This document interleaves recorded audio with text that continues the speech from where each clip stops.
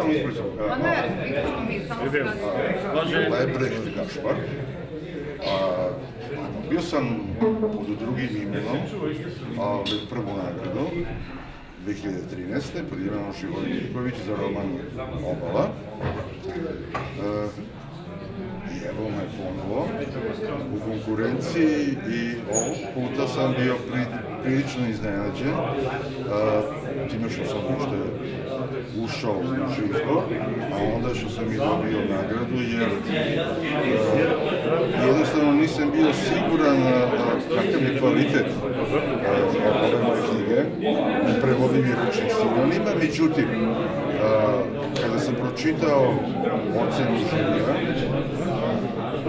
vrlo laskavo, sam sad sebi počeo diviti. A to divljenje evo traje i dan danas.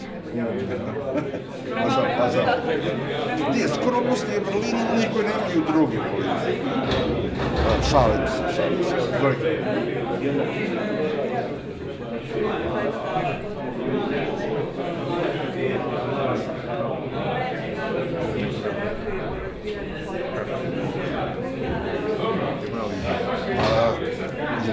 To je posljedica.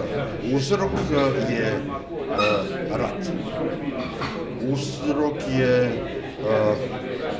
dekonstrukcija svih mogućih civilizacijskih vrednosti i onda je normalno posljedica svega toga muka koju nosimo u sebi. Ovaj roman sam pisao 15 godina. I verovatno zato sam tu svoju ličnu muku, jer ona zapravo jeste lična muka, pretočio, uobličavao knjigu jako dugo. I ova knjiga je posvećena mom sinu koji je ovdje, ali ta knjiga je posvećena i mojoj ćerci koja je ubijena i svojoj onoj deci koje su ubijena, i Dženanu, i Davidu, i jednom momku iz Banja Luke, koji je na konkurs časopis Književnog Vertikala poslao jedan predivan tekst u kome u svojoj težnji da dosegne empatiju iskazao svoju ličnost i prepoznao.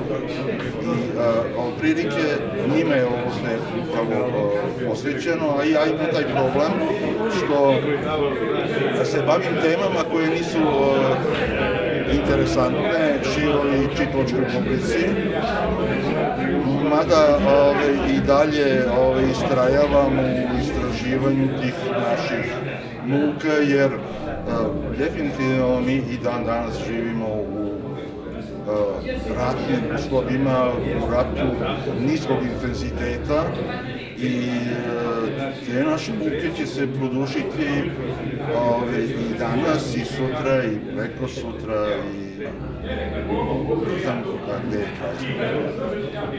Hvala. Dobro večer.